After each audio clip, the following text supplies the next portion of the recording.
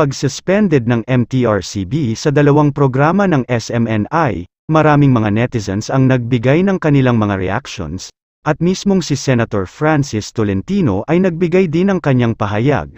At kaya maraming humahanga ngayon sa nasabing Senator.at. Isa na nga ang kilalang TikToker at kilalang influencer ang humahanga sa Senator at ito ang kanyang pahayag at reaction. Ating panuurin pagkatapos ng mixing intro at huwag kalimutan magbigay ng like.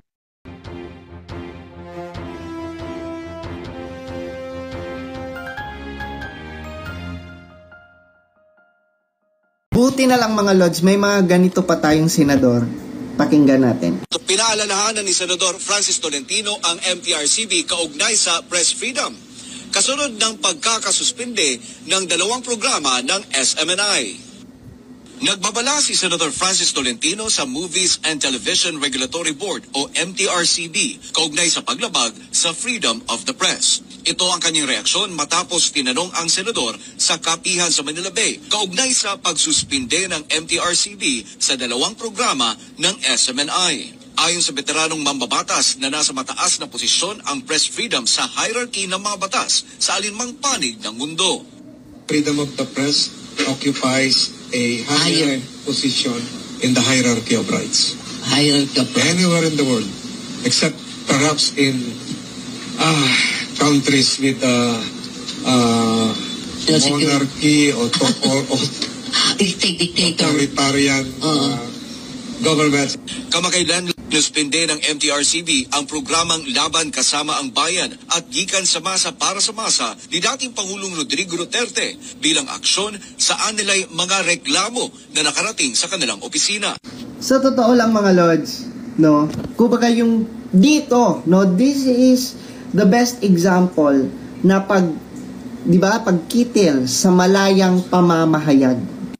Kasi 'di ba, they are using now their power, 'di ba, para i-oppress, 'di ba, para patahimikin at hindi pasalitain, no, yung mga tao or yung mga commentators, 'di ba, lalo na sa media section, 'di ba, lalo na yung mga anchors ng SMNI, 'di ba, lalo na yung mga commentators ng SMNI, 'di ba, kumbaga tinatanggalan ng karapatan, no, and imagine niyo patatanggalan pa nila ng prangkisa ang SMNI.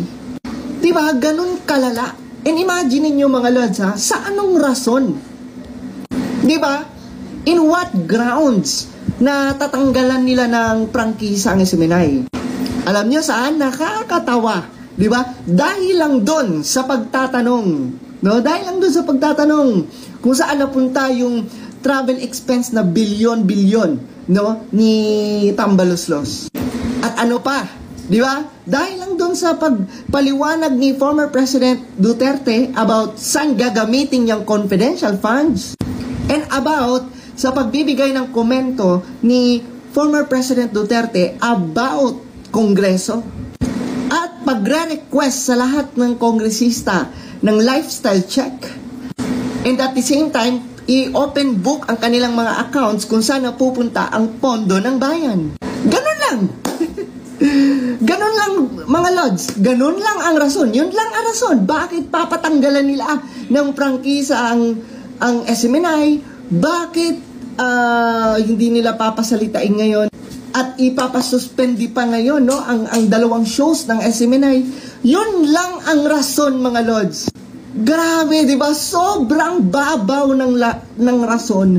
Bakit mo patatanggalan ng prangkisa and at the same time, bakit mo tatanggalan or sususpendihin, no, ang isang show? Dahil lang sa ganun. No, sobrang, alam mo mga Lods, hindi ko na alam ano yung standard eh. Hindi ko na alam ano ba talaga ang standard, no? Lalo na yung MTRCB at saka yung NTC. Di ba? Nakaka-confuse na eh. Ano ba talaga ang standard para patanggalan nyo ng prangkisa ang isang istasyon? At ang pinaka nakakatawa pa ngayon, even ang mga kongreso ang naghahanap ng butas para lang talagang masunod lang ang kanilang gusto. Pero pagdating sa kanila, tameme sila. Pagdating sa kanila, Ayaw nila na busisiin sila. Pero kung sila makabusisi sa iba, ay wagas. Yan tayo eh. Diyan na naging unfair ang Kongreso. Diyan na talaga sila naging unfair. Talagang kinikitil na nila ang malayang pamamahayag, no? Yung freedom of the press, freedom of expression. Wala na, no? Kumbaga, yan yung talagang diktador na. Kasi imaginein mo, ayaw mo na magtanong ang taong bayan sa inyo, no, mga Kongreso. Ayaw nyo na questioning kayo, ayaw nyo na batikusin kayo. Ay, iba na yun. Di ba? Iba na yun.